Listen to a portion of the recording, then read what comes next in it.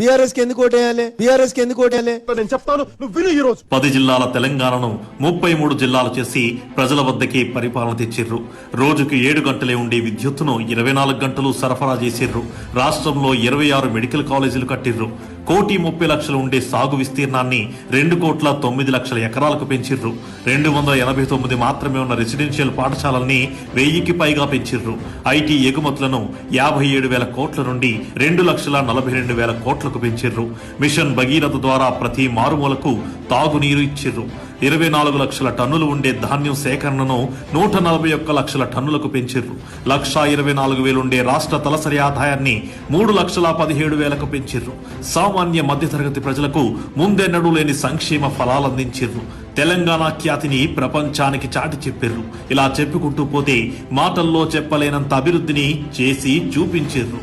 చాలా ఇంకేమైనా కావాలా? కేవలం 2 ఎంపీలు ఉన్నప్పుడే ఢిల్లీలో కొట్లాడి తెలంగాణ తెచ్చిండు కేసీఆర్. తెలంగాణ రాష్ట్రాన్ని కాపాడుకునేందుకు, మన హక్కుల్ని సాధించుకునేందుకు బీఆర్ఎస్ ఎంపీలను ఢిల్లీకి పంపిద్దాం, పార్లమెంటులో తెలంగాణ గలం వినిపిద్దాం.